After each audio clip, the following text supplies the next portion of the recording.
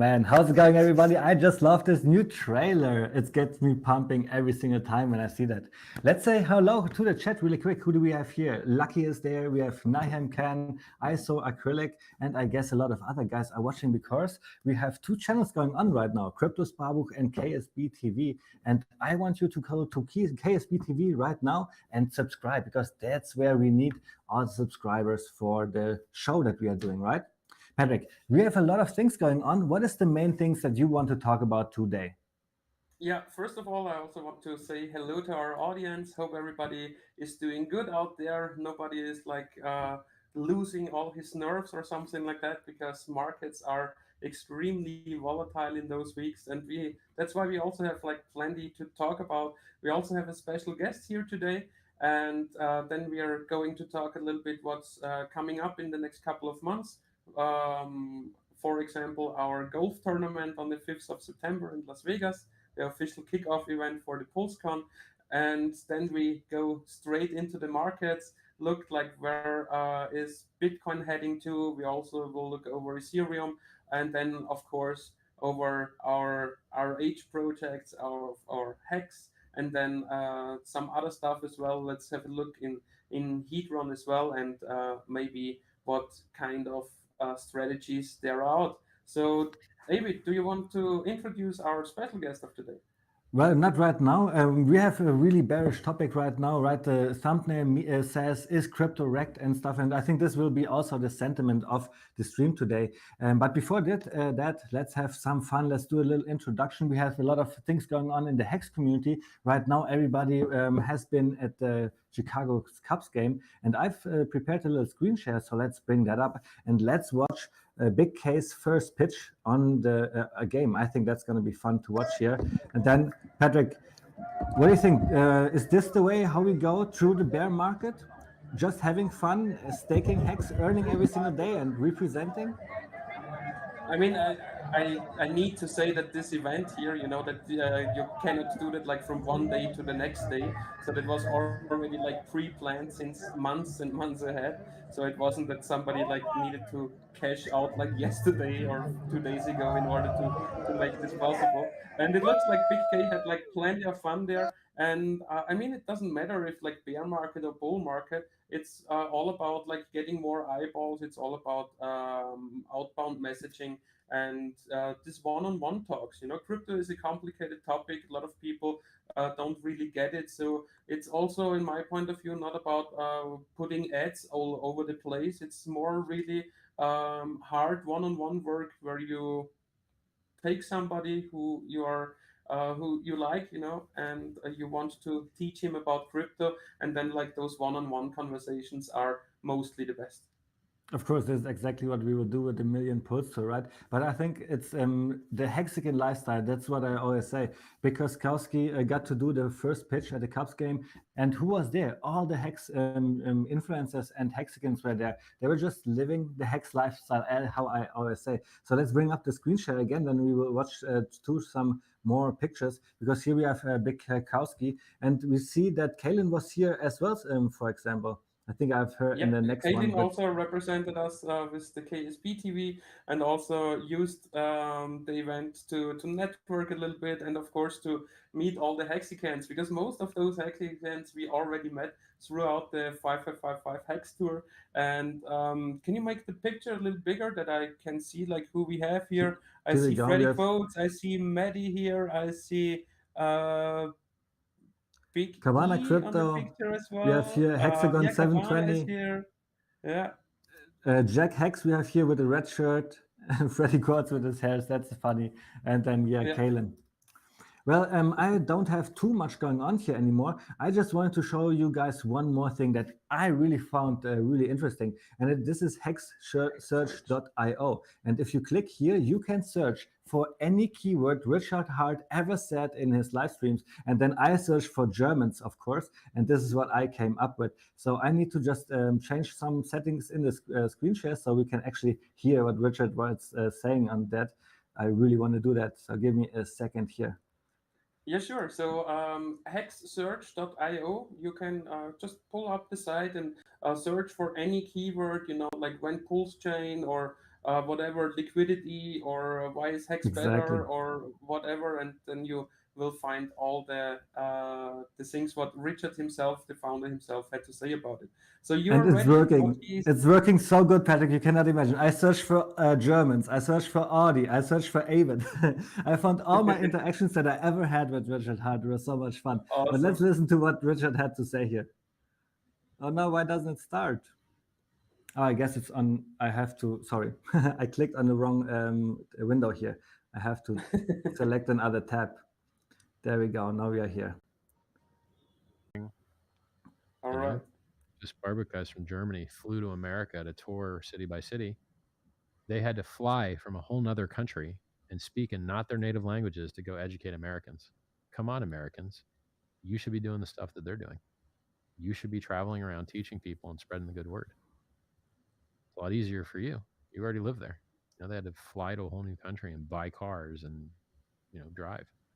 Drive, yeah, we had to drive a lot Yeah. of kilometers, a lot Oh of yeah, miles. more than 20,000 miles with Rove. And I mean, what Richard is saying here, it's exactly what we are doing right now. So a lot of OGs, when we said, okay, we want to make the 1 million Pulse Tour and we would like to have native English presenters and speakers, especially for our 1 day workshops where we have like different kinds of sessions and so on. And already lots of people from the OG community already committed and said yes, of course, when you are like near by my hometown or in my home state, then I will come by and present one of the sessions. So with our 1 million Pulse Tour, we will have the native speaking OGs presenting and teaching the people about the HR universe. It will be like a whole day of a crypto masterclass, each and every event. Maybe we can even go to KSB TV in a second because, like you said, we want to talk about our golf tournament as well. I only have one more thing to share, so let's bring up the screen share again. And this actually could also lead up then to our special guest if we want to. So, Patrick, what we see here is Hex Whalebot. And I like to have Hex Whalebot on my Twitter because then I see when there are big sells or big buys. And often somebody's saying, oh, yeah, he is out of Hex. And then I just love to click on it and check the address if it's really out. And here we see he has 300,000 in Rep BTC, no Hex anymore. I'm really happy that this player is out. But the question now is he really out? So let's copy paste his address here and put it into my favorite site to visualize stakes. Like this site is so old, isn't been updated anymore. And here you just put in the address, and for sure it doesn't have any more stakes. So you really use this site? Because I always go with stakehex.today or with backuphex.com actually.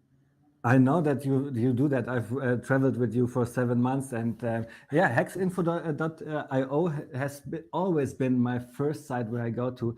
And hexinfo.today was not really active for a long time, but I guess now he is, together with somebody else who just started being active a couple of weeks ago. And this is also our special guest. So should we bring him Don't up? don't make any mistake here. So like the No? site hexinfo.io and the guy on Telegram who goes like with hexinfo pulse Dogecoin, those are two completely different guys.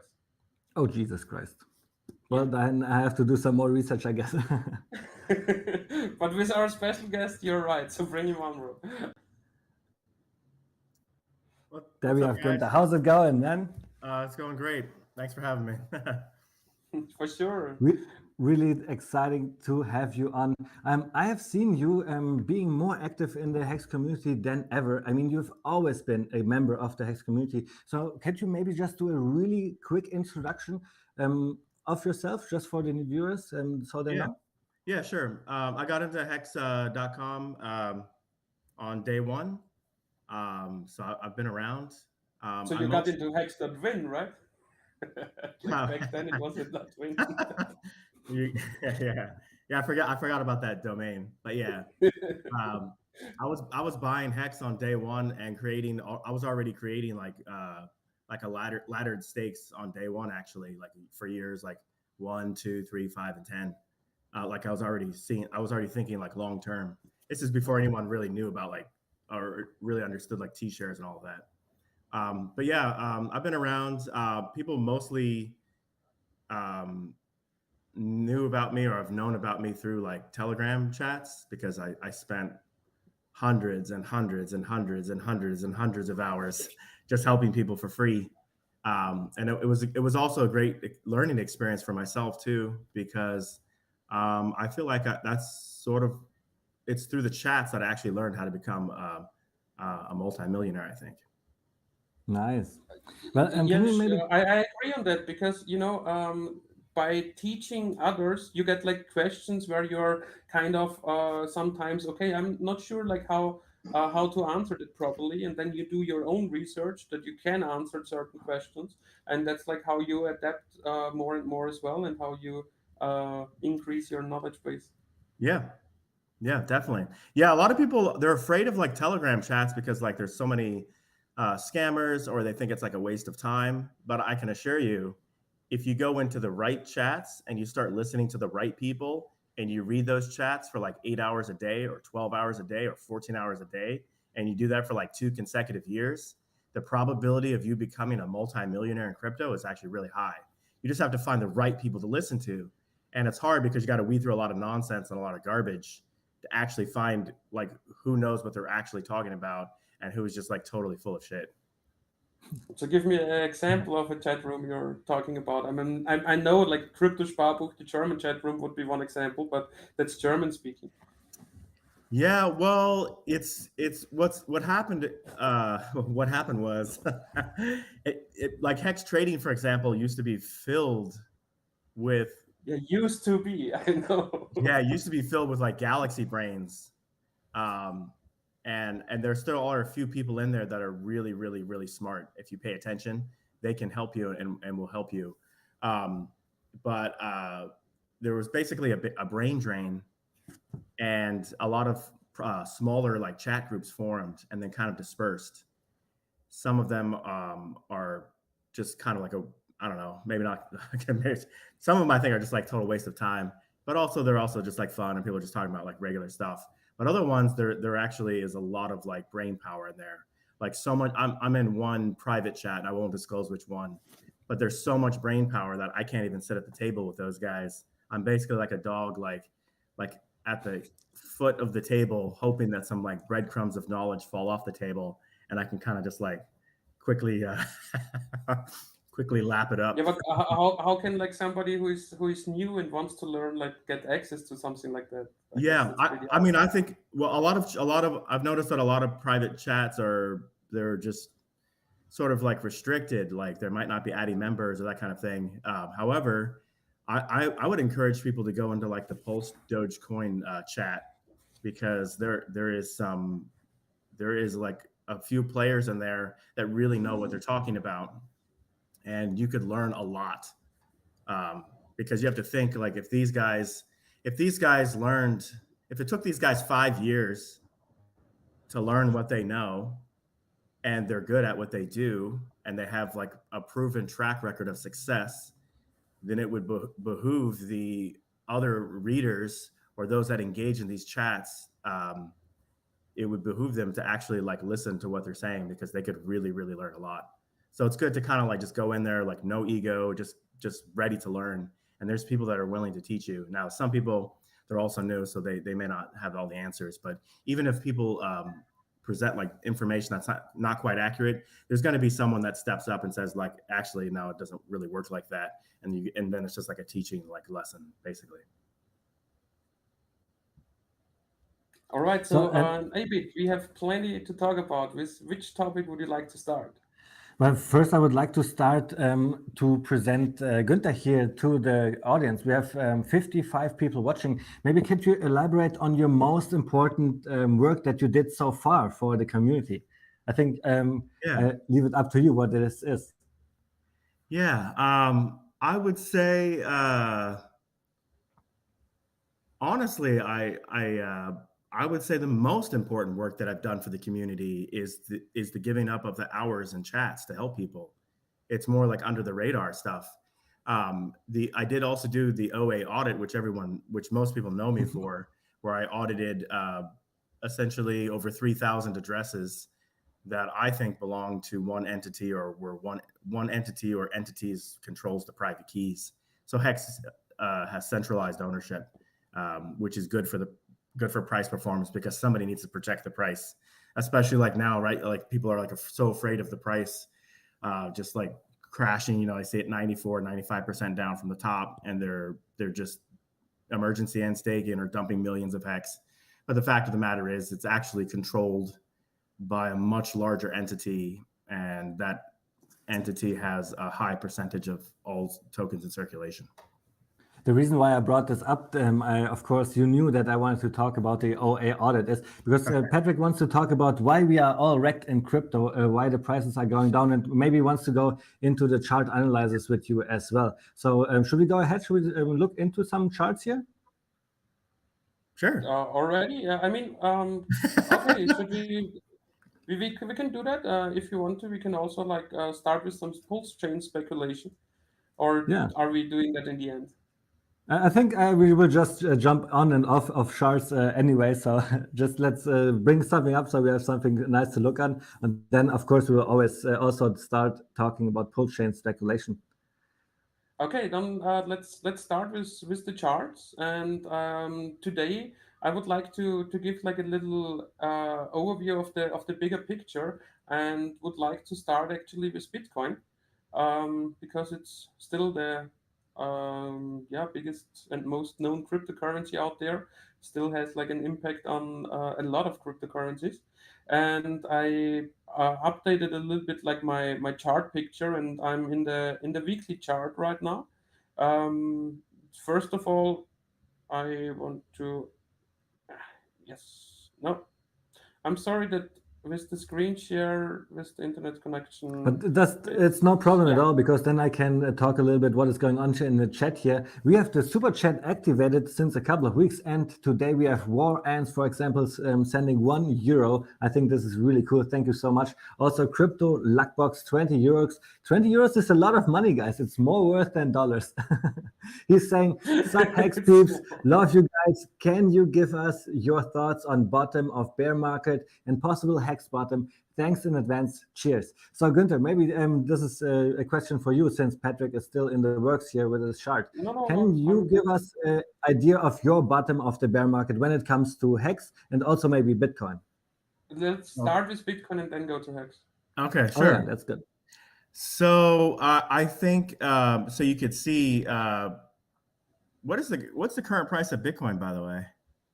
It's 21. Okay, I in May of 2021, I called that Bitcoin would retest 20K. You can see it on TradingView. So this is not surprising to me. And notice the double top there, which is extremely bearish and also very weak like move for Bitcoin. Like after like 20K and then it crashed, then its next leg up was just very weak, actually, to be honest. So now it's a retest of 20K. I think there's actually a strong bounce at 20K because it was the previous resistance, so it can act as support for the price. And I think what will happen is, this is just pure speculation. I have no crystal ball, but I think buyers will step in because they're like, oh, 20K is now support and the price already got wrecked. I think buyers will step in and get everyone to go long. So maybe the price goes up 30K or maybe goes up 40K or something like that.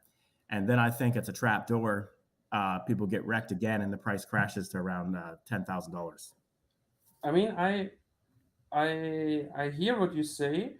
I disagree a little bit on that, because if we go in a shorter time window here in the daily chart, so yesterday it nearly reached the 20K, so it reached the low of 20,080. I'm pretty sure that on some other exchanges it might have been a little lower, and the retrace was only until 22,500. So I mean that is something, yeah, that's more than 10%, but not like something what you are saying, like back to 28 or back to 30,000 or something like that. And it was only yesterday high volume with like the buy the dip mentality, and today it's already down another 6-7%, and only like $1,000 up of the yesterday's low. So as of right now, I actually see this spike as pretty weak, and I would see the 20K falling pretty soon. Yeah, interesting. Yeah, it's possible. Like we don't have a crystal ball, so it's possible it could just like totally break right now and go straight down to 10K. I also am under the if you're looking at like a bigger picture for Bitcoin, if you look at the monthly chart, um, I think Bitcoin will never break 69,000. I think that is its peak forever. I think Bro. Yeah, I think if you think about this in terms of like negative x squared, like a downward parabola, I think the maximum point is 69K, and it'll just be a rainbow down forever. I think it's rest in peace. Now, do I think all the crypto is going to go die? No, I don't think so. I think just Bitcoin will actually die, but I don't think it'll happen overnight. I think maybe it happens over the course of like a long period of time, like several years. Like maybe so it took like 14 years to go from sub 1 penny to 69,000. Great investment. But now it's gotten to a point where multi-billionaires have bought Bitcoin, and it's no longer, and it barely moved the price, and it's no longer an efficient use of capital. So I don't think billionaires really want to inject that much money just to push the price up and have it only be used as exit liquidity. So I actually think of what we really will see like long term over the next like maybe 14 years or so, maybe 14 years up, 14 years down. Again, this is just pure speculation, just my own opinion, but I think it'll just be like a rainbow down with like lower highs, and it just never recovers. It literally just dies like slowly over time. Maybe it stabilizes at some like constant value, just because obviously there's always like money still in it, right? It sounds so funny what you're saying, but it's logical, right? But my question is this: we know Hart's law, cryptos that are interchangeable with each other go up and down with each other. But what would something like this mean to Hex, for example? What I've heard here from you, Günther, is that you are a little bit more bullish short term, right? It could go up to 40, but then will fall down to 10. And Patrick is already a little bit more bearish. He's saying he's seeing the 20,000 not holding, and we will go down to 10 really, really soon. But what does that imply? Where could that all end up when Bitcoin is going down to 10K? Where could be the bottom in for Hex, for example? Yeah, it's a good question. So I think only about 15% of the liquidity for Hex is tied to ETH. The 85%. I can show you for sure. It is 19.9%. Okay. So 20% basically is tied to ETH, which and 80% to, well, let's see. No, it isn't 80%. 72%, 73%. Yeah, because there is the Hex Hedron pair and the Hex Maxi pair. Yeah, I forgot about that. Those are having like 7. Yeah. Okay. So I mean, it's mostly bonded with USDC. However, because it's still tied to ETH and ETH is tied to Bitcoin, there is still a correlation there. So like when Bitcoin crashes, it pulls ETH down, and and then ETH is tied to all the altcoins, and so then that pulls altcoins down, and then people panic sell, and you also have market psychology that kicks in, like fear and panic and duress and all that. So then people just like dump too. So it's true that it could dump more. However, I would say with Hex crashing almost 95%, I think if you're not locking in profits at this point, meaning if you're not a buyer, if you have dry powder, I think that's pure greed. And I actually think it's basically mental retardation, because the price is because Hex is an amazing financial product. I don't care what the price chart is doing now. It dropped 95%, but so did Amazon and so did Ethereum. So I just think you should just be a buyer, and you should be a big buyer at this level, even if the price dropped a little bit lower, even if it dropped to maybe 2 cents or 1 cent. The fact of the matter is, you'd be more looking at like a wick, and only if you had like a large limit order would it be filled. And then if you had an LP position, well, maybe it would just like wick through it and then wick back up through it. So like you might not be able to exit quickly unless you're like doing it in real time. So I don't know. I think it's a safer play to actually, for all the Hex buyers that have dry powder, especially large buyers, I think you should front run all the guys at 1 cent. Front run them now at current price. And I'm not saying that that's necessarily the best play, but I think it's the wisest play. I mean, I totally agree on that, and I can also give you some reasoning here on the chart. I mean, first of all, I disagree to everybody out there who is saying Hex goes sub 1 penny. First of all, let's have a look why I say like not under 1 penny. First of all, I should make a line at 1 penny that we can see that a little bit better, I would say. Let's see if I get the 1 penny line. And we have a new super chat here from Unkerville. He's saying Black Hexican and the Sparbuch crew. Donna says hello and hopes all are doing well. And we met Unkerville and on our workshop tour, so this was really cool. Hi Unkerville, thanks for the $20. So how, Paddy, Yeah, did you thanks find a it? lot. Yeah, so here I made another green line at the 1 penny mark, and what we can see is even before Big Payday, we went up there directly, or a few weeks after Big Payday again. And here in the weekly candles, like the 1 penny mark was already like it was resistance, it was support, it was resistance, it was support. So we really worked over a few months already over the 1 penny mark, and then in the beginning of 2021 we reached a new all-time high after like the new year blow off top, and then we had another correction here, this little one, and from here it really started the run up, and that's why I see like here where it before the the huge run up started. Here in this correction, I see like the lowest point happening if we go lower. So if people would like to time it, maybe you put a limit order at 1.6, 1.7, 1.8 cents. But as Günther already said, it's looking pretty good. So I also see buy support here at the minus 95% mark.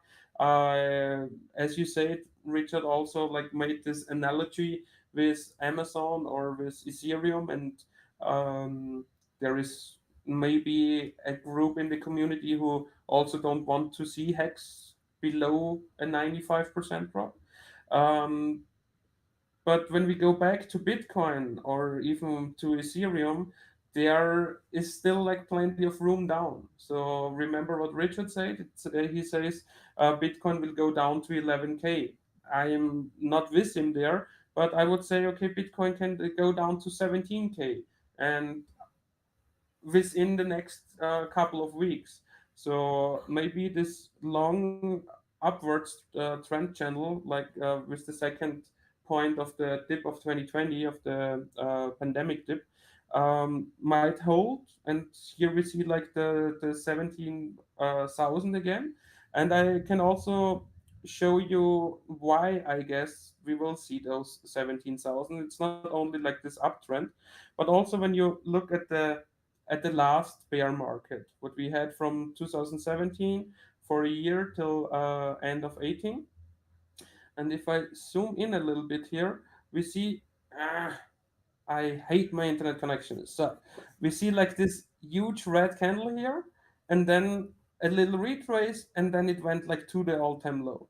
If I measure from the weekly close till the end, it's like another 20% minus.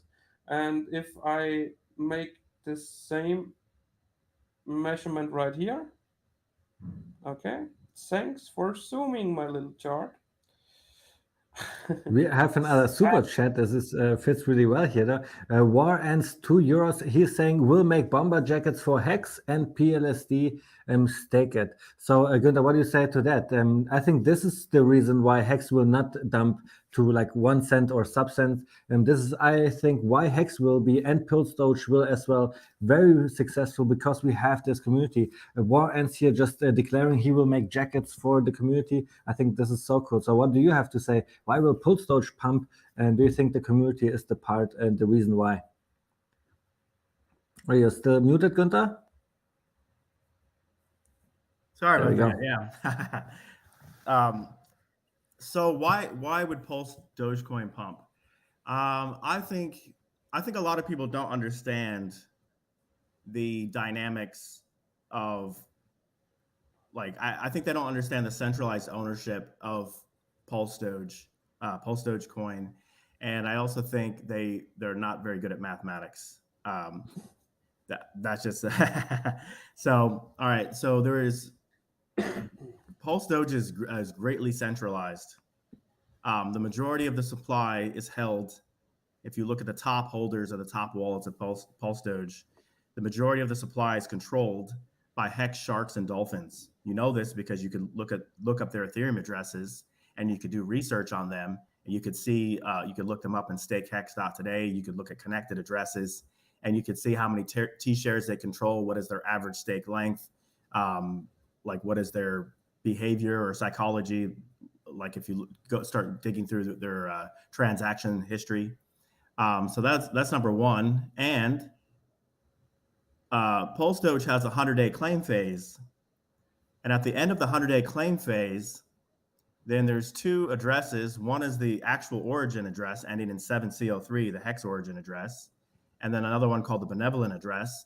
Both of those addresses get 10 tokens per claimed address. So they'll get fat stacks.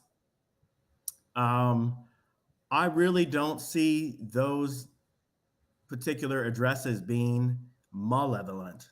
Like I don't see them being malicious or looking to like dump the price or just extract value and like rug pull people.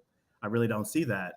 Obviously no crystal ball, but it looks like those two addresses coupled with all the hex sharks and dolphins that control the asset will actually protect it, sort of like the hex OA protects hex price, which allowed it to do 10,000x from the all-time low.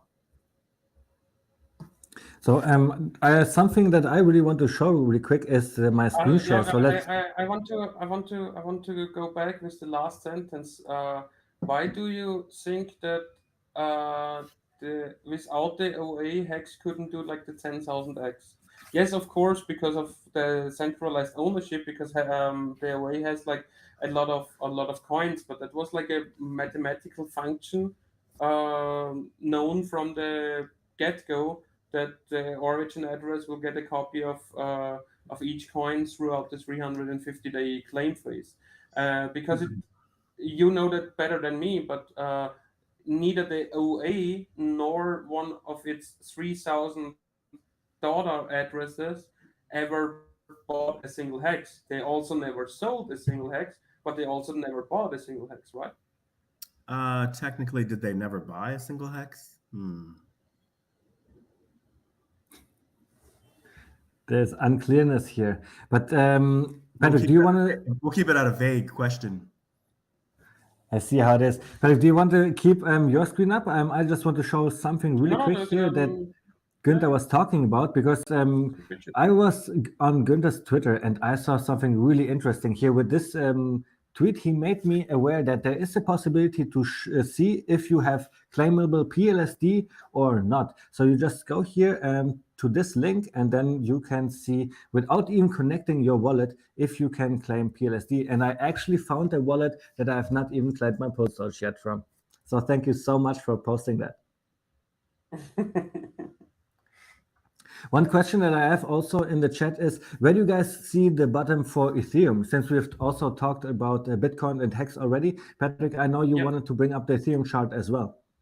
Sure. So once back like to Bitcoin, based on the last bear market and based on current market conditions, I would see a possible Bitcoin low within the next couple of weeks, and in the 17,000 range. And now like to Ethereum, here we see Ethereum in the weekly chart as well. We see from the top to the lowest point a couple of days ago, it nearly did the 80% already. And when we go back here in the last, not too much, in the last bear market, also like from beginning of 2018 till end of 18, where it went down nearly the 95%. And also here we had like this huge red candle, and from the closing till the all-time low, it was another 30% down. And if we go from a potential closing right here, another I hate my Zoom when it's connected with StreamYard and all that. Usually that works great, but it doesn't when everything is running. Sorry I didn't respond. I was doing a tweet. But yes, you're quite welcome, my friend. I'm glad you found another address. Wolverine makes sure that everyone eats. This is important. Thank you so much. And this And is if so I much fun measure, when something like this happens to me. and Yeah. if I go and measure like another 30% down from here, it would bring ease to like $750, and that would also fit with the prediction that ease goes down usually more than 80%, and that would be like a potential 85% drop of the Ethereum price, and that would be something what yeah, what I would agree with. How do you see How- that? Günther, where do you see Ethereum going to the bottom in this year or next year, maybe? Who knows? I mean, it's just going to be basically tied to Bitcoin, to whatever Bitcoin does. I just think with Ethereum, probably I'd say anywhere between an 85 and 95% correction from the peak. 95% seems more probable. So I had Why do you say 95% seems more probable? Because I disagree on that. I don't think that Ethereum can Of go course you do. down 95%. And I give you also a reasoning why. I have two reasons.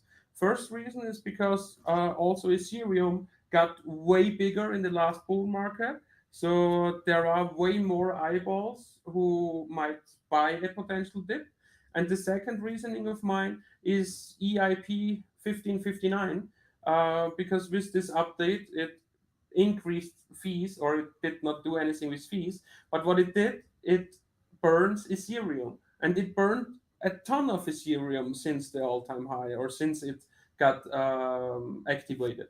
And Yeah. with those two reasons, I guess that Ethereum is more mature, that we don't see a 94-95% correction again, that we only see like 85% correction. Well, I mean, either way, it's like Rekt. It's just one is more Rekt than the other version of Rekt. But I think I disagree on that as well, because like minus 80% versus minus 95% is a huge difference. yeah, I know. I'm just teasing. So Ethereum is trash.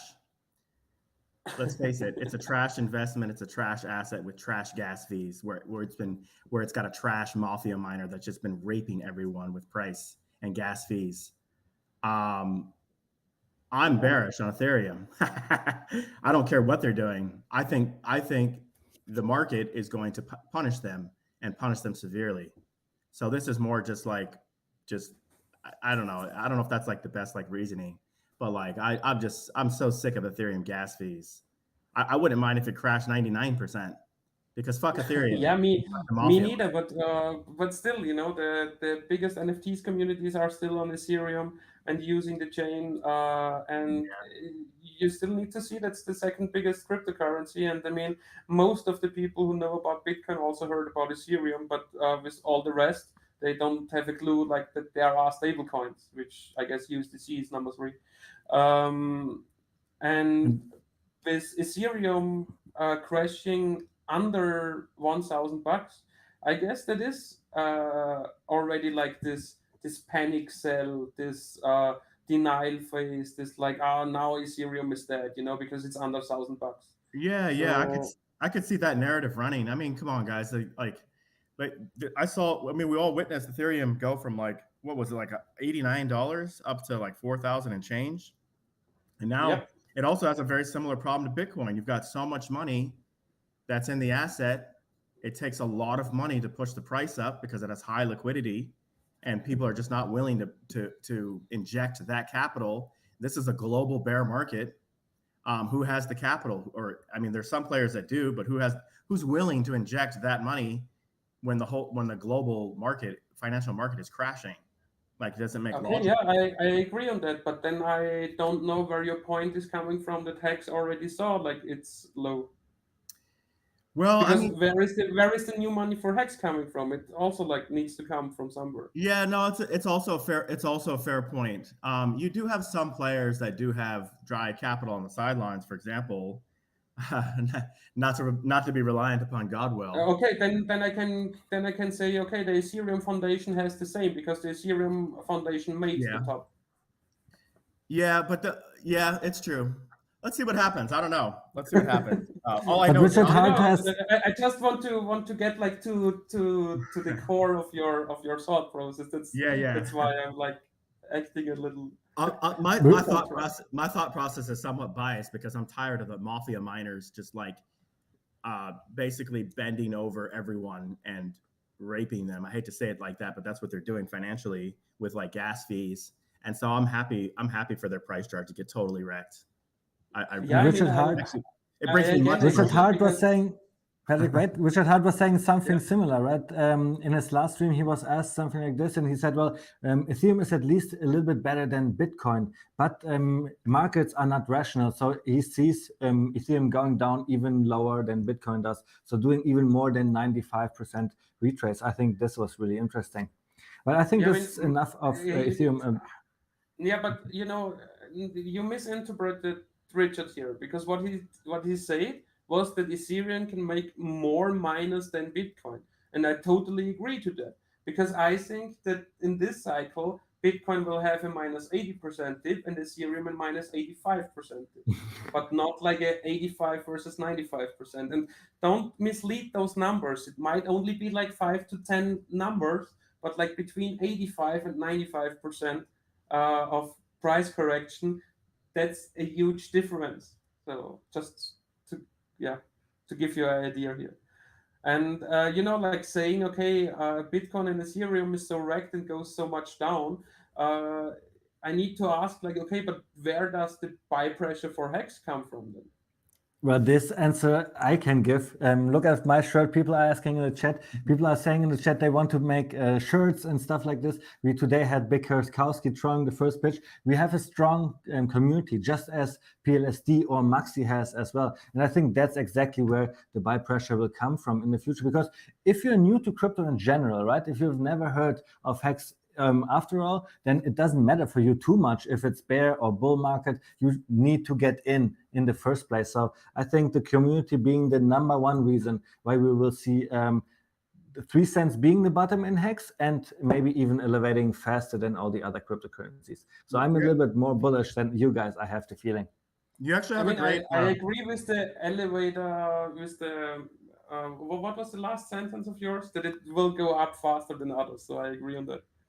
But because we have this amazing function, right? The truth engine where you lock up your money. Have you guys forgotten like 6.6 years? It's crazy. So we have definitely less liquid coins available in Hex than we have in all the other markets. Is that true? Because all the other markets, you do not really stake. You always have your stuff available. And I think this just must be a huge plus of Hex. That's why I'm just so much more bullish.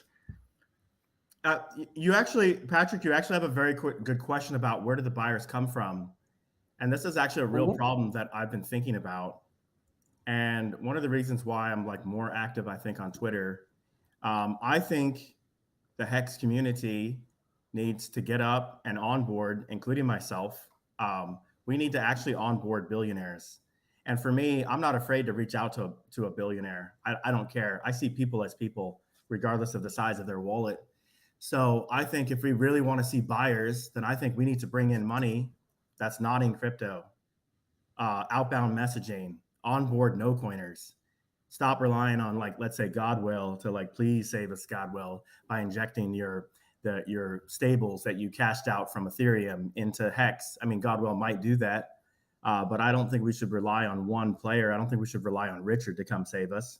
No, fuck that. Yep. Let's go onboard billionaires, because billionaires move markets, and everyone else is literally just along for the ride.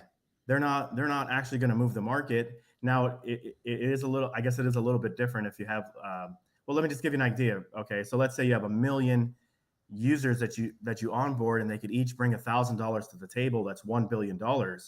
I think it's more efficient to just go for one billionaire to inject $1 billion. And then in the process, because the price is going up and there's fat green candles, then the 1 million users with $1,000 will come in because they see green candles painted on the chart like Bob Ross. So do you really think that a billionaire would inject $1 billion in a liquidity pool who has less than 10 million USDC in it? Yeah, but a billionaire doesn't need to inject $1 billion at once. They could just ratchet up the price, right?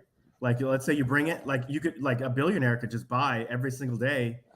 Maybe they're just buying like $100,000 every day. Boom, 100,000, 100,000, 100,000, or maybe more, maybe 500,000, maybe $1 million, whatever. You could do, let's say $1 million. If you did $1 million, then you could do that over the course of 1,000 consecutive days. If you did 10 million, you could do that over 100 days. Yeah, so it's just you could maybe do large amounts, and like I'm just my point is we need to onboard like very wealthy people and have them inject their capital, and that will allow the asset to perform very well. So we always get this question, right? On our tour, we were asked, like, should you concentrate on onboarding this guys or these guys? You were saying, well, let's onboard the billionaires even. I'm in Albania right now. We are onboarding Yurida's family, friends and families, and they do not have a lot of money. And I already tell them, guys, like $20 can already change your life. But unfortunately, yes, you're right. Those people do not change the price. But Günther, where do we find the millionaires? How do we onboard the billionaires into crypto? What is your idea? I mean, I think it's just people just thinking of clever or creative ways. For example, I was recently watching Bling Empire on Netflix, and it's just billionaires like living out their lavish lifestyles. So I started to actually reach out to some of the people that are on that show. I started to reach out actually just to one individual, Kane Lim, and then started looking at all the followers. And then I think I would like to go down that path and see if I could just become friends and see if they're willing to give me an audience and I could show them and teach them about Hex. That would be amazing. And this is exactly what I'm saying. Like everybody is doing something. You are trying to trail Hex to the billionaires, PLSD, hopefully as well to the billionaires. Well, I mean, for me, I think the best play, instead of focusing on one asset because we all hold different assets, I think it's just dumb to just be a maximalist for one thing. I think it's actually better to sell a bundled package to people. Sell them a bundle of things that we think would be good for them. But it's also, I mean, of course, obviously it's good for our own wallets, but naturally it's going to be good for other people if we're encouraging them to buy the assets that we think will perform the best, right? So I usually sell a package of Hex, Pulse, Pulse X, and Pulse Doge. For me, those are the assets that I like the most, and those are the assets that I'm willing to actually sell to billionaires. Yeah, when it comes to us, to Kryptosparbuch, first we showed our audience like that Pulse Dogecoin is like existing, and that there is a claim phase going on, and then I guess like a few weeks later we pulled it up again and said like, yeah, it's also a good buying opportunity. Like it was around the same price than now. It was like around 180 as well, and volatile coin. But I also said I mean, I was pretty clear, especially like in the German live stream. I said it will be the better play when you want to get Pulse coin before the bridge to the Pulse chain goes live. Then you should go over the route with Pulse Dogecoin, because directly after the fork, each and everybody doubles his Hex, and I see something like the Big Bay Day event again, where the event hit it.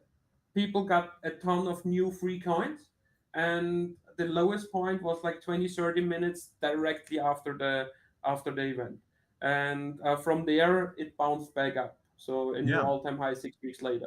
And when it comes to Pulse Dogecoin, I don't see this initial drop off, and that's why I think that with Pulse Dogecoin directly after the fork, it might have a little correction, but not as much as Hex, and that you will get more Pulse coins with your Pulse Doge than if you buy Hex right now, if you want to have Pulse with those coins, I mean, if you buy Hex right now in order to have Hex, yes, do that, please.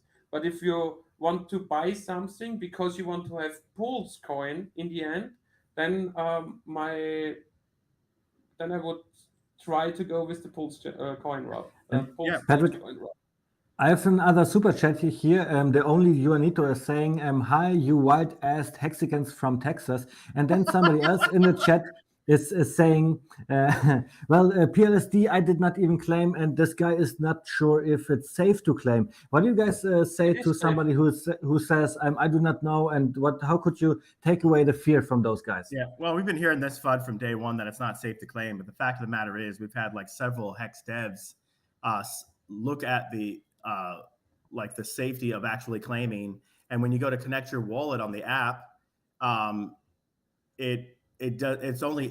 you're only granting permission to view the addresses and to suggest transactions to approve. Now I will say this, that the official site is pulsedoge.com. Let me say that again, pulsedoge.com. If you go to another site that's not .com, then you actually, when you go to connect your wallet, it's a malicious site, and I won't even mention what that site is, but it's a malicious site, and you will not be granting just permission to view the addresses and suggest transactions to approve. You'll actually be granting permission for infinite spend limits with Ethereum, and I think it was it USDC, well, Patrick? Yeah, and Hex as well. So you basically like if you go with this scam, then you are allowing this scam site full access to your wallet, like full unlimitless permission for your wallet, and that's how people get robbed. And you literally will lose all your money. Like if whatever money's in your wallet, and with those assets, it'll be 100% gone. So don't be dumb. Like we're telling you, we're warning you. Hey, pulsedoge.com, and it tells you exactly what permissions you're granting for that asset. And then even after you claim, you could go to Etherscan and you could revoke the permissions if you wanted to, right? But it's perfectly safe. Many devs have signed off on this, and trusted devs within. And it's audited as well, right? So the code is audited as well. True. So right now you see pulsedoge.com in the chat by Kryptosparbuch posted, so you know this is the right link to click. But what I always like to do is go to Twitter, go to Telegram, and then just go to the original sources, right, and find the original link if you want to claim it. Then you are safe from that side, because stuff like this you have in every cryptocurrency, that there are scammers out there trying to get your money. Unfortunately, and crypto is full of that. So other than that, I have another question forwarded to PLSD here. Would it make sense to push PLSD on a centralized exchange, for example? I guess the answer is always yes, right? Yeah, I think so, just because it's more exposure, there's more eyes on it, and it's easier to buy. A lot of people are not in DeFi, and then once they buy it, and if they could come into like our Telegram chat, then we could be like, hey, you should probably remove your money from that centralized exchange. It's just that we're not interested in paying exchanges. We get messages all the time from people. Actually, most of them are probably just scammers, but they want us. It's basically like a pay to play. Fuck that. We're not paying. If you want Pulse Doge and you want to list it on your exchange for your customers, you can come and buy it, and then you can list it. But we're not just going to give it away. We're not going to give away a super scarce asset where the majority of the asset is controlled by benevolent whales.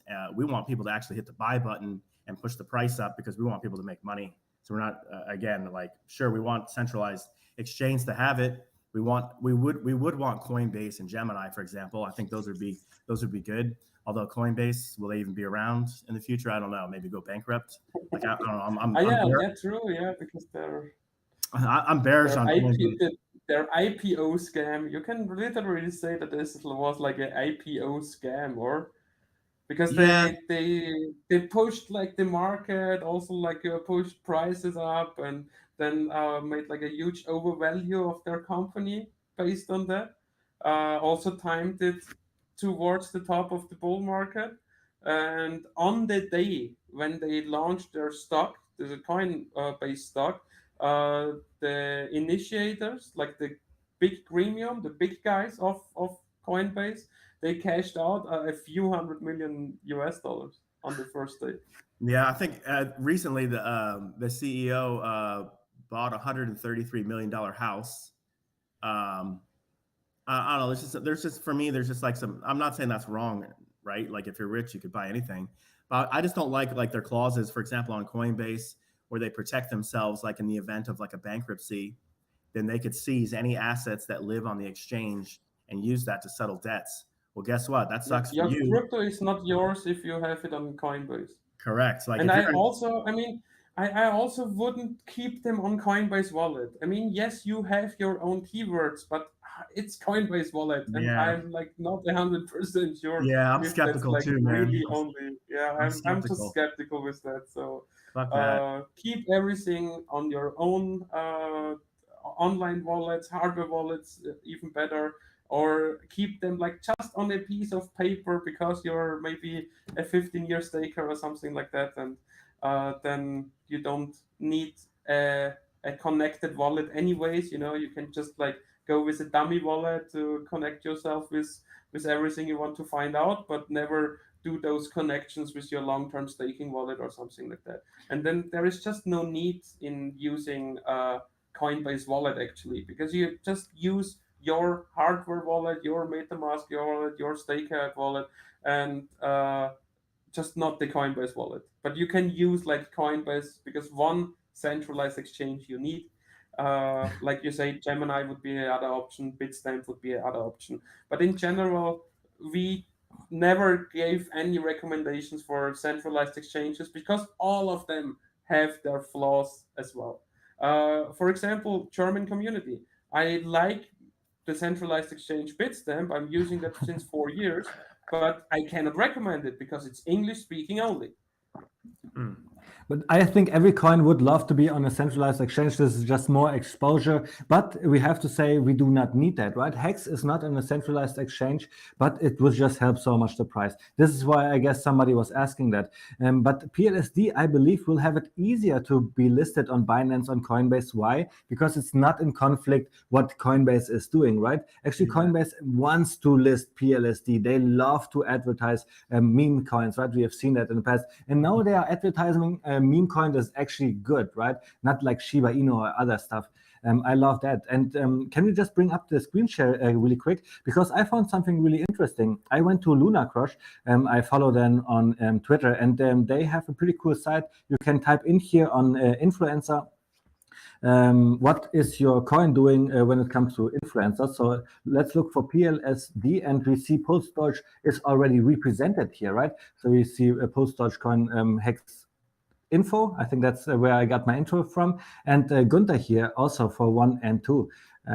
I think I'm here in number 10. But my point is, if we go and search for Maxi, for example, Maxi is not here yet, right? We can maybe look for Hedron. I don't know if Hedron is here. Okay, Hedron is here, and there we already find a Maxi account.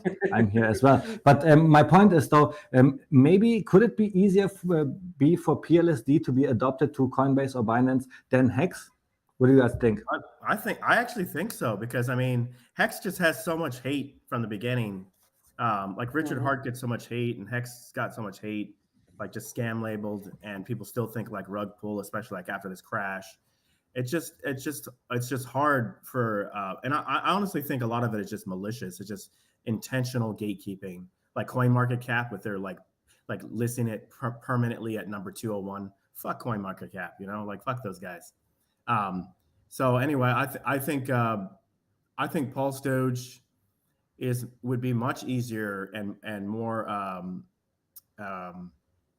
mean, let's face it, guys. People love meme coins. They love like token with dog logo. That's what, like, their average person like hits the buy button because of that. And these exchanges only care about making money. So I think they could make a lot of money from listing Pulse Doge. So yeah, if Gemini is listening, if the Winklevoss twins are listening, which I doubt.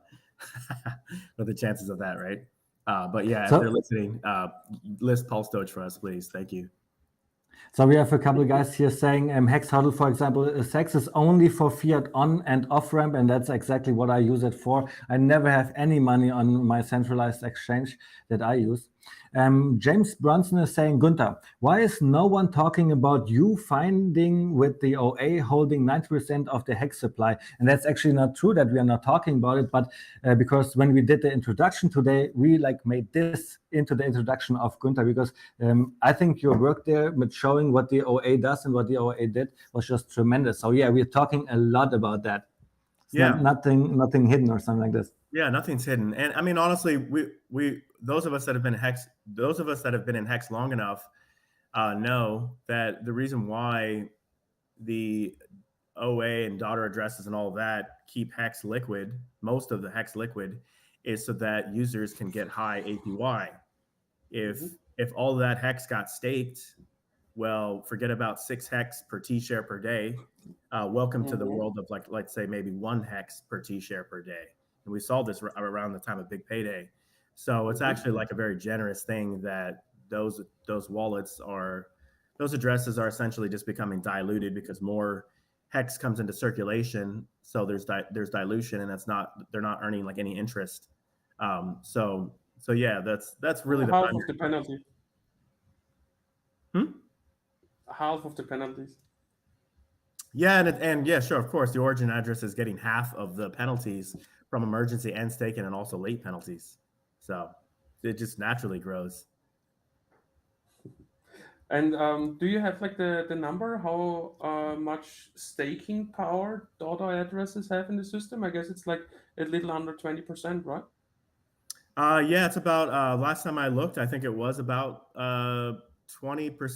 If you combine those 11 addresses, it is the only Poseidon in Hex. Yep, that's true. Yeah, Poseidon means like having 10% of the T-shares. Yep, I don't think anyone else has 10%. No. Guys, I have another question here from Boyan. The question is, are all hex holders eligible to claim PLSD? If you had active hex stakes that are native or legacy stakes, not HSIs, and they were active on April 20th at the time of the snapshot, then yes. And you could check, you mentioned that tweet earlier, you could actually go to that tweet and check that Excel spreadsheet and see if your address exists on that page. I think it's column B that you would actually use the find function to see if you can find your address, if I remember correctly. So let me see if I can. You just like make a search in the document to easily search out your address. You don't need to look like line by line. Yeah. You could highlight column B and search that way, or you could just hit Control F and find it. It's just you won't find your address if for example you were to click on, let's say, column C, which is all hyperlinked addresses. You wouldn't actually find your address in that, even though you can visually see it on the screen, because those are formulas. That's hyperlinked. They're just hyperlinks of column B. So like if you're trying to find your address in column C, well, you'll never find it. So yeah, just be aware of that. One of the quirks. I just used the search function, and that worked out really, really well for me. Yeah, that should work.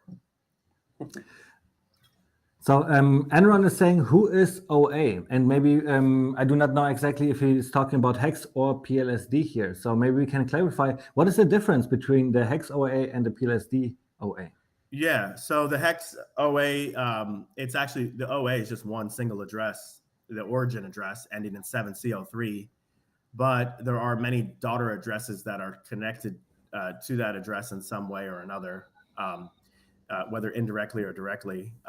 And so those all basically make up centralized ownership for HEX, controlled by possibly one entity or more. Because, I mean, nobody really knows, right? Like, we just can connect them based on certain behaviors and that type of thing. But we don't really know, like, does just one person hold the keys, for example, or is it multiple people? We don't really know. I don't think it's actually important that we know either. We just know that those addresses essentially give us high APY and protect the price like long term.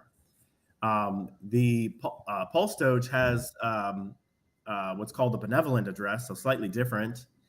The benevolent address, as previously stated, gets 10 tokens per claimed address, and they can only mint those tokens once the 100-day claim phase ends. Those tokens cannot be minted prior to that time.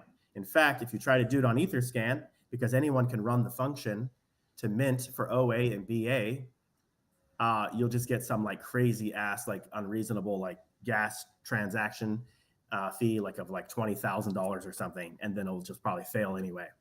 So yeah, feel free if you want to like burn money and try that. I'm not gonna mess around with that. You can't run the function until the claim phase ends, and then when the claim phase ends, you can only run the function one time, not unlimited number of times. And so this is why if you go to like CoinGecko, I think, is it CoinGecko? Let me see. So, Günther, do you think that somebody will just like run the function after the claim phase for BA and OA, or do you think that? Yeah, I mean, anyone could run the function. So I'm guessing.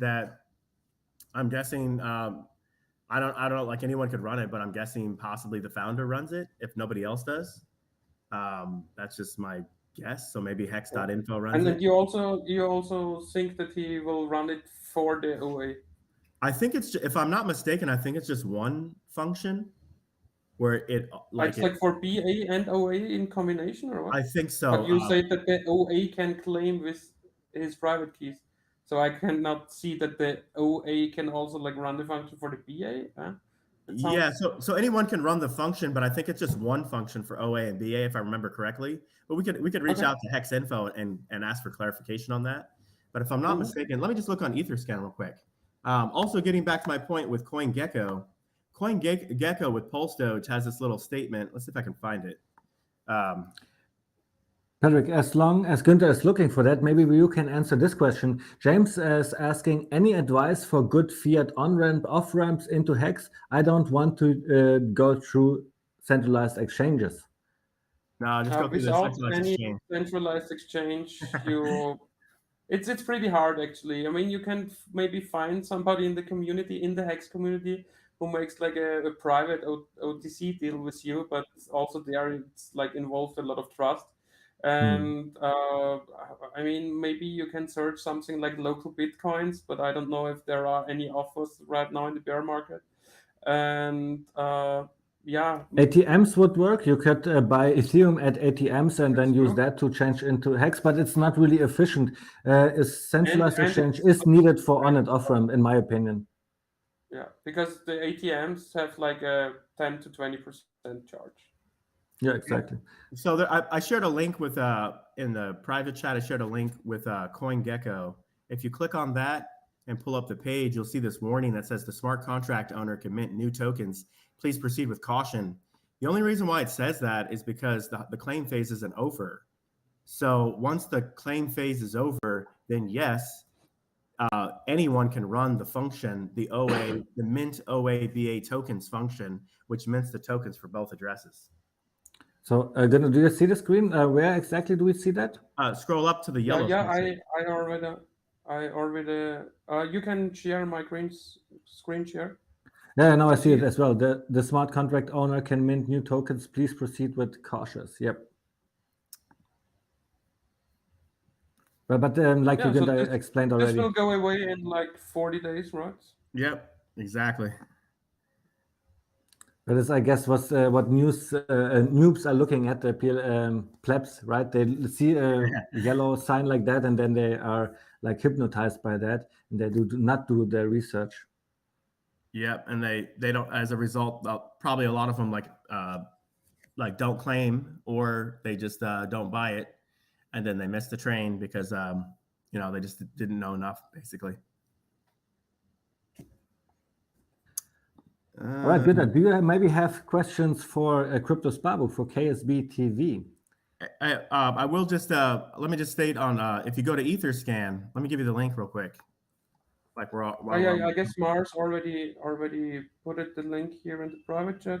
Yeah, I will copy paste it real quick. Yeah, open that up because if you go on Etherscan under Rekt contract, there's a number 5 says mint OA BA tokens, so it's one function. Yeah, I'm nearly there. That's always my internet with. Hey, your connection, man, bro. Please increase service or pay more money or no. Something. I am at maximum. I am at a maximum service. I guess what I need to increase is like my hardware here. Yeah, nice. And finally, Hexline is buying a new computer. That's awesome. Yeah. And also, what I would like you to do is connect the computer with the LAN cable. Maybe that could help as well. And then also find a new cable like we talked before. Yeah, you see number 5, mint OA BA tokens. So you could click on that. and then there's just a write function. If you connected your wallet, you could see you would see some crazy ass like high gas fee. Yeah, I want to see that. But yeah, just talk a little bit. My wallet will be connected in like a minute or two. So we can go into the chat here. Unka Will is there, Monica, Hex Huddle, Celt Hex. So like I said before, 90 people watching. This is amazing, guys. Do not forget to like and subscribe, and also go to ksb.tv, because I see the most people are watching on Kryptosparbuch, and we need to have the people on ksb.tv YouTube channel. We also find the link. We need to boost the numbers for these live streams. So if you do participate in these live streams, whenever you're on, please like go on Twitter and like share it with like all your followers. Just like any small things you like, hit like and like subscribe to the channel. Like all these small things that you do just like helps everyone, because we need a larger audience. Like all of our numbers are all like pleb numbers across the board with like Hex, with a lot of things. We really need to like boost numbers like across. Exactly. Like I'm on Lunar Crush lately a little bit. If just every Hexican would use 10 or 20 minutes out of their time and like every single tweet from other Hexicans, I think this would already bring up the engagement, right? But just everybody needs to do it, and that's the problem. All right. Yep. So guys, if you have more questions, then this is your time now to ask this question. Patrick, have you been able to connect to the site? Yes. All right, then let's see what you have found. Yeah, no, not so fast. I have been able to put my password in my MetaMask again, but it looks like that the site does not recognize that I'm already connected with my wallet. I will refresh EtherScan and then it should work. Yeah, so EtherScan's a little bit buggy. Sometimes you gotta like reload, like you're saying, and then like reconnect. Yeah, but it's just like a pain in the ass with this slow connection. Yeah. Hey, by the way, if anyone hasn't claimed for stakes that they have on Staker app, I figured out how to do it on EtherScan and successfully did it for someone like in person, like someone that I met. We figured it out, and it was such a pain in the ass, but we finally got it to work. So yeah, it does work. So it's just really hard to do technical support like that, like in a Telegram chat or even like on the phone or even like on a video chat. It's hard. It's just better in person. If you can meet someone that knows how to do it, that would be ideal. Yeah, I guess ideal would also be to have a video on somewhere. And I think you've posted something like this already, right? Somebody made a video on how to do it. Yeah, there is like David Fetter did a pretty good video. It's just that, you always run into like these like issues along the way. And it's like those subtle nuances that could actually make it take maybe 3 or 4 hours for you to actually figure out how to do it. Oh, so yeah, blockchain is hard sometimes. I have another question here. James is saying, did anyone else notice you can't change the spend limit in MetaMask after you buy Hex? It shows in EtherScan permission as unlimited, which you have to revoke. Any suggestions? No. So like if you're using, for example, if you're using like Uniswap or Matcha or 1inch, there is going to be like an infinite spend limit, right? Because it needs to, you're giving permission to like swap like assets, right? So you could revoke it if you felt uncomfortable. It's just that we all have used Matcha and 1inch and Uniswap, and we trust them to be safe sites, and no one's had any issues. But yeah, it is important to understand like what. I mean, when it comes to 1inch, there was a fake website already. So with 1inch, I'm a little more cautious than with the others. But the first time you're swapping one coin to the other coin, you need to give the decentralized protocol the permission. And once the permission pops up, there you can edit the permission, and you can edit it in a way that you only allow like the amount you want to swap right now. But keep in mind, by doing that, always when you want to swap from one coin to another coin, you need to give permission first. So it's you can whatever you want to. I actually didn't know you could do that. Yeah, you Yeah, can. and it's so what you're going to see is if you've never swapped for Hex before or any other assets for that matter, like a Matcha or Uniswap, you're actually going to have an approve transaction first. It's a separate transaction from the actual swap transaction. It'll be approved first, and then you'll see a second one that shows up in your Etherscan wallet. By the way, a lot of people that are new to crypto or new to like DeFi, or even people that have been doing it for a while and just don't know enough. Like you guys should all be monitoring all your transactions in etherscan.io. Like you should have like your own account where you sign in, you add in all your like addresses for wallets that you control. You could be notified with emails like every time there's a transaction that goes through any address. So it keeps you like alert in case like your wallet gets compromised. But then it's just a nice, easy way to keep track of everything. And then you just simply click on an address when you're executing a transaction. You should have Etherscan open, and you should be monitoring each of those just like you would be like looking at like a bank statement, for example. So yeah, if you're not using etherscan.io, you're a total pleb. I hate to say it, but yeah, total pleb. Well, I'm using also, it like really, really often, but I guess not. Yeah. Also, if you want to see like your account, like your activities, your swaps, your start stakes, your end stakes. Also, for example, for your tax authorities or something like that. For all of that, it's best to use etherscan.io. There you get like all the details to your address and your the things you did. Yeah, everything. Even if you want to look at your inventory of like NFTs or like, let's say you opened up LP positions, right? Well, you could go to inventory, look at the NFTs, and then view NFT like on OpenSea, and now you can see all the LP positions that you own. You can also use this to check out any other addresses. I did this recently for a wallet that's just like a known like dumper, and also like loves to create LP positions. I just viewed all the NFTs and downloaded like 160 LP positions that this user had created from into Excel.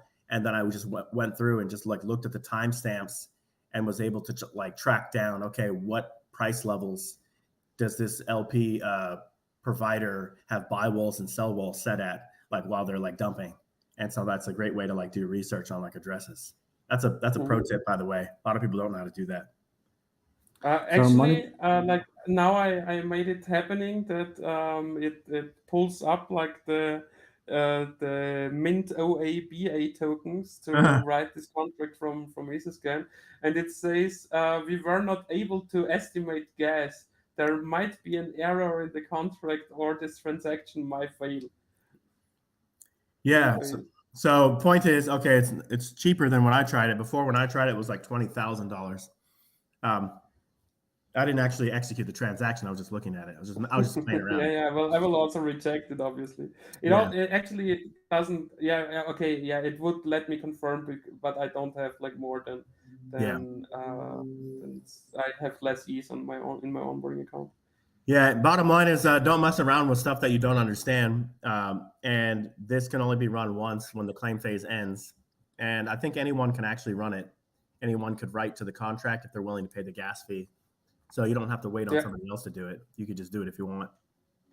So something interesting I also see here in the chat is USCG Vet is saying, as a software dev, I've personally audited Hex, Hedron, Maxi, and PLSD. Ethereum contracts are all good. So thanks for this information. And yeah, I think this is exactly what we need to do. Go in our community, because I cannot read the code by myself. But if you can go into the community and check several sources, and then you can just make sure that everything is good here. So PLSD free to claim. And Günther, how many days do you have left to claim? I guess it's 42. Yeah, is it 42? Let me double check. Let me fact check Patrick. Let's see. So Patrick, then we have a question for you now. Let's see what happens. Question one: which one will pump more, PLSX or PLSD? No, nothing. Well, no. Let me think for a second here. From its all-time low, PLSX will outperform PLSD. I'm gonna go the opposite and say that PLSD will outperform PulseX. Now, the reason why I'm saying that is because I think that PLSD didn't had like really an all-time low. It was like not even at a 30% discount from its launch phase when one of the top token holders already like pushed the price hugely against himself, and that's why I think that as it did not correct much down, especially in the beginning, only like from $1 to 71, 72 cents, something like that. I guess that Pulse X, when the chart gets formed, will have a deeper correction, and from this lowest point to the potential highest point, it will outperform Pulse Doge.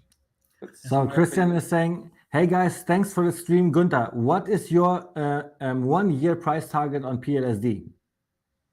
No price predictions. No price predictions. Well, he is not asking for a price prediction, but maybe a price target. Oh. Semantics. You're good, David. You're Yeah, good. try to be clever, but not really. Okay, so let me just state this. Okay, so I don't want to give like any price predictions because obviously I don't like to do that in the position that I'm in. I don't think it's the best optics. I'm not like the founder or anything. I'm just like an investor, but I don't think it's the best optics from like the position that I sit in to do that. I just think I could just say, just generally speaking, that larger players in Pulse Doge, it appears as though they're working in harmony and in unison, and it appears as though they're very ambitious with respect to Pulse Doge price performance. It seems as though these players want the asset to do really well, possibly do a 10,000x from all-time low and beyond. Will it succeed? I mean, honestly, me personally, I would like to see one Pulse Doge exceed the value of one Bitcoin, and people would laugh at that. However, Yeah, but going with your Bitcoin prediction, that should be the case in a few years, right? yeah. Because you said like With Bitcoin won't reach a rainbow new down. all-time high, only goes down. So you know. Yeah, actually, it's perfect because Pulse Doge will be going up and Bitcoin will be going down. So we'll probably intersect each other at some point. Maybe we intersect each other like at like $10,000 or something. I don't know, guys. Like I'm like kind of being funny here and half serious and half joking, but I would just say, like there's no financial advice. This is pure speculation. This is pure conjecture. If you make financial decisions based on anything that I say, then I think that's foolish. I think you should be accountable and responsible for any decisions that you make, just as I am for any decisions that I make. I'm a moon boy. Like, people know me. I can be very conservative at times, but I can also be like extra moon boy. So I think you should take that into consideration. But I think I don't know. I'm very bullish on Pulse Doge. I like the setup. I like the scarcity meme coin play. I like the centralized ownership. I like the large players that are involved, that want to protect the price, that know how to hold an asset for price appreciation. I like the memes. I like the marketing. There's a lot of things I like about it. I think it could possibly do very well. Yeah, Right, I I will just also say so, like without any price prediction, just watch it yourself, guys. So when you go on the site dex.guru, for example, you can also put up the rich list on Etherscan. You can also put up the list of the top token holders. You can see like where some coins changed and so on. And keep in mind, in like after July 29th, when the last day of the claim phase is, there will be no more coins and there is no inflation coming out. So each and every player in this coin needs to buy up his position and also like needs to sell his position. And it is a more risky play than, for example, with Hex. Let's say you are like a bigger player in Hex. Then you make a million Hex in interest on your ladder a month. So if you sell like 5 million hex, those 5 million hex you have back in 5 months, for example. But if you're in the Pulse Doge, and let's say you have like 20,000 Pulse Doge coins, and you sell them down, you never will get them back. Only if you are like a super trader and you are able to sell tops and rebuy bottoms. But most of the people aren't. So I would say by just eyeballing this market, you can get a better feeling than, for example, with the hex market. So Bitfinesse is asking, has it been discussed to consider holding off on launch? And I maybe think that Bitfinesse is a little bit late. PLSD is already out. You can already buy it. It already went up in price like crazy. So Bitfinesse, if you haven't yet, claim your PLSD. Yeah, maybe he was talking about. And I mean, if you want to Bitfinesse, it's free money for HEX Stakers as well. So nobody is upset if Hexicans are going to claim PLSD and dump that for Hex. Yeah, secure the Hex price. Do what you want to do. And we already have a statistic. So like about 10% of claimers dumped it. I think also a lot of people, in terms of like price performance, they don't really understand like how well an asset can do when it has low liquidity. They don't really understand that it doesn't take much economic mass and energy to push the price up when the liquidity is low. And even with Pulse Doge, the liquidity is even lower than what people might expect, because some of the liquidity is at like different levels. Like, for example, like no one even cares about liquidity that exists that at, let's say, like 100 or 1,000x or 10,000x up from the all-time low, like in hex terms, right? Like you really only care more about like liquidity that's like available maybe like at like lower prices or like current prices. So I just don't think people really understand that it doesn't take much energy to push the price up. It also works true in the reverse way. It doesn't take that much economic mass or energy to push the price down. And so that's why you see like a lot of volatility. But even with all that volatility, what happens is it promotes like more trading, and which is good because all of that volatility actually just leads to the asset going even higher. Hex had a very similar setup in the early days. It had very, very low liquidity. If you wanted Hex, you had to hit the buy button. You had to push the price up against yourself. You had to eat a little bit of slippage. In this case, it's very similar. Like you would eat a little bit of slippage, but you can also just do smaller orders. Maybe you just buy 1,000 Pulse Doge and you just keep buying 1,000 or 2,000 at a time, because obviously you have to consider gas fees as well. And then, of course, like once you pop the price, you can also set up buy walls for yourself and then just scoop directly from sellers. So I think I only bring this up because a lot of people have been whining and complaining. Oh, the liquidity, it's so low, it's so low, it's so low. It doesn't have locked liquidity. It's just too low. It's not efficient. I don't buy that for a moment. If you want it, you go hit the buy button. That's plain and simple. If you want it. And I mean, just saying, so as of right now, Uniswap swap would be less than $10. So it's not too crazy this week with the fees. Yeah, just do 1,000 Pulse Doge buys, even for bigger players that want to bring in. If there's any larger players out there that want to bring in like $1 million, well, maybe just do like $10,000 buys or something, or $5,000 buys, and that's not bad. Yeah, 10,000 is working. What I know, I guess with 10,000 you don't move the price too much against yourself. Yeah, I mean, I can look it up as well. And honestly, you can essentially lure out the sellers and the free claimers. You hit the buy button, you buy $10,000 worth. Some free claimers come out to play to dump their money for like chicken nuggets at McDonald's, and then boom, you scoop. You hit the buy button again, just like kind of pop the price, let them sell it down, pop the price, sell it down. This whole 100-day claim phase is just an accumulation zone. Like Pulse Doge hasn't even gone on a bull run, so it'd be interesting to see what it actually does when it's ready to when we have like a concrete, like fixed supply. Yeah, so with $10,000, I would move the price to 2%. Yeah, which isn't terrible. And what about $5,000? And that's just the slippage for you yourself, not necessarily what would happen with the price. That's the price impact for your purchase. Yeah, that's true. Yeah, because you never know like how much if there is a limit order or if there's one-sided liquidity. Or what do you mean exactly? I think that's just because like essentially it's just calculating your average cost. Like it's giving, see how, okay, go back, see how, right here, see how it's giving you the average cost that you'd be paying per pulse Doge. Like it's basically costing you about $1.98 when you do 5,000. Now go change that to 10,000 and you'll see how it changes. Mm-hmm. It's going to be probably like $2.07 or something, or slightly, Mm-hmm. maybe a little less. So you guys, And if you here have more questions for Hexline or for Günther here, then this is your time to ask them, because we are getting close to the end of our stream. Günther, I asked you before, do you maybe have questions for Hexline or for me?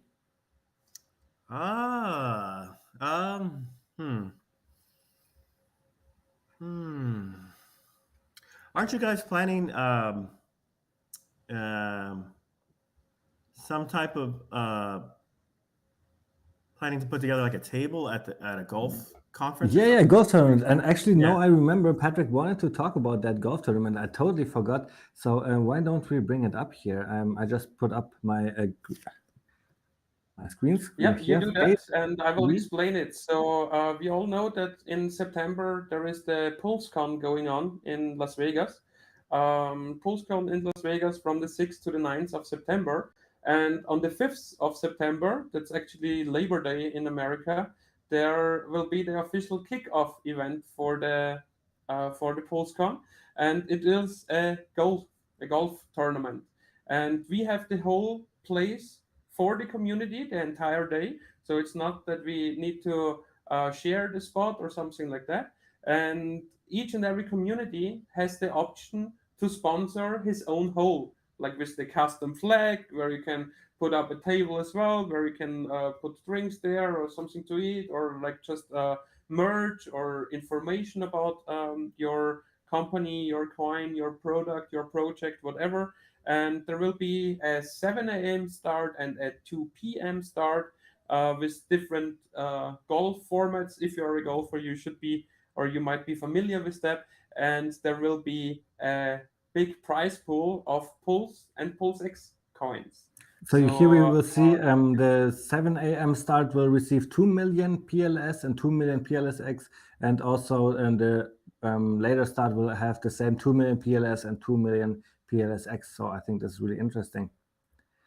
Yeah, And this I'm goes, not of course, sure with our. if those are like the final numbers. This is like the minimum, and we are still working on it. Maybe this prize pools will increase. And just to tell you, if we don't see the pulse chain live at this date, then the prices just are involving a little bit more trust.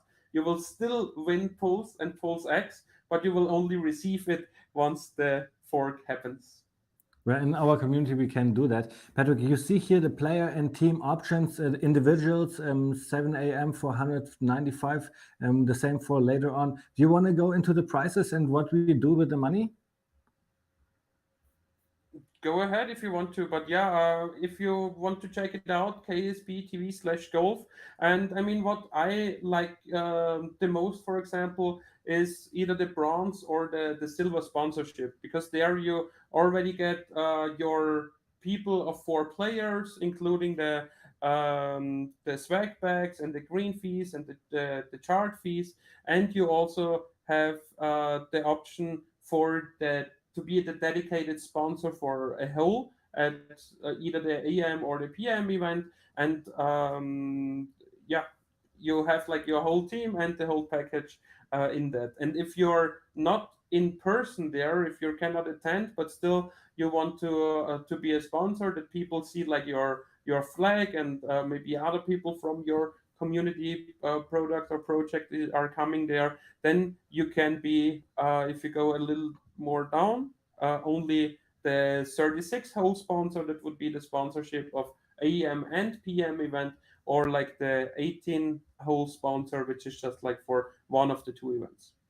And then, of course, the gift bag you can also buy for $250, which will include a lot of swag from Kryptosparbuch team and from the golf tournament. And what are we doing with the money that we are collecting? Because you said, of course, we are waiting for a Pulse chain to launch, and only then we can do the tour. So let me zoom out here a little bit. Go to a nice picture like this. When we receive the money, Kaylin is already securing venues for the Million Pulse Tour, right? We do now not know exactly when it starts, but one day, I made a meme about that as well. One day, Richard Hart will announce PLS launch is there, right? So we do not know exactly when it will be, but money that we receive for the golf tournament will already make sure we can lock down the venues, make marketing in those areas, and so on, because eventually Pulse Chain will launch, right? Yeah, so as of right now, our first events are planned for October, but this will only be the case if we have Pulse Chain launched before PulseCon. Because what we need is like a month or two upfront, to make promotion, to make advertisements, to sell the tickets, to get the people engaged and all that stuff. So you need time for that. So we cannot like, if Richard says in 3 days Pulse Chain launches, we cannot start our tour in 5 days, for example. But I mean, if it would theoretically start in 3 days, then for sure in October there would be our first event. All right. I think we talked about it all here today. In our stream, talked about the Cubs throwing of the ball throwing at the Cubs game of Big Kirkowski. Had a little bit of fun in the beginning, and then talked a lot about Charged and about PLSD with Günther. Günther, so much. Thank you so much for being here with us and explaining and just sharing your knowledge. I had a lot of fun. And I guess the chat was really wilding as well. We had over 95 viewers, like a new all-time high for our chat, I believe. So this was pretty cool. Nice. Line, do you have anything to say? Yeah, I also wanted to say thank you to you, Günther. And what you can chill your stuff if you want to. Are you on any other streams in this week as well, or what is? What are your plans for the next couple of weeks? I'm not sure if I have any other streams. I mean, I might have to check my schedule. For a while, it seemed like it was like a stream like every day or like every other day, or sometimes back to back. But people can find me on Twitter, Wolverine_2241. You can also find me on Telegram in the Pulse Doge chat. You guys could share a link to that if you want. Yep, the link is already in the chat of your Twitter. Okay, perfect. By the way, what's the second link? The claim the second phase link is like the Pulse Dogecoin Telegram. The claim phase ends in 42 days, 17 hours, 20 minutes, and 51 seconds. So it was pretty good, no? You're spot on. Yeah, you know why? Because yesterday somebody asked me that, and I remembered like the 43 days of yesterday. Hey, I actually want to take this time to like thank both of you for like everything you guys have done for Hex. You guys have done so much more than most of us, and I think people don't realize that you actually spent your own money for many things to pump other people's bags and didn't get much credit for that from others. So I just want to take this time to say thank you for all the work that you did for us and for everyone. Thank you so much, Günther. Thanks a lot. Yeah. Perfect last words, I would say. Thanks for everybody watching today as well. And yeah, I hope we will stream again when Pulse Chain launches, for example. And then we can look at charts again and find out like where local bottoms, local tops might be for Pulse and Pulse X. Also, hopefully we get like to talk about the tokenomics of the incentive token. I'm looking forward for that, for example. And that's it. If there are any further questions, guys, I've only one more thing to say. And yeah. Oh yeah, I thought you were already done there. Sorry to cut you off. I have only one more thing to say. I hope I see you all guys next week on KSB TV, and tomorrow we are on our German YouTube channel, Kryptosparbuch, the same time as today. So we will also see us on Thursday next week and Friday next week. So tune in, English or German. We are doing it all. Thank you guys. Okay, one more thing. Of course. If you guys want a Pulse Doge t-shirt, go into the Pulse Doge Telegram chat and reach out to 100% Swag, because he can take like your favorite like Pulse Doge meme, put it on a T-shirt, and then well, basically just ordering from like Redbubble or whatever. But he could create like the template for you, and then you could just buy that way. That way, it helps him out, but also helps out the brand, and you can market it. Plus, you get like a cool like comfy T-shirt too. So how long will it take that you have a Pulse Dogecoin T-shirt in your background and on you? You already ordered? I already ordered a couple T-shirts. Yeah, I was sure about that. Yeah, I ordered one that has the Giga Doge logo, and then another one that's the regular Pulse Doge logo. Hey, thanks for having me on, guys. I'll see you guys later. Yeah, see you, Günther. Thanks for coming. Thank you, by. everyone. And guys, any more questions in the comments? Please don't forget to like and subscribe on both channels. And we see each other soon, tomorrow in German, next week for another market update. That's it. All the best for everybody out there. And bye-bye from my side. Anything else from your side, David? Same from my side. See you guys. Bye-bye.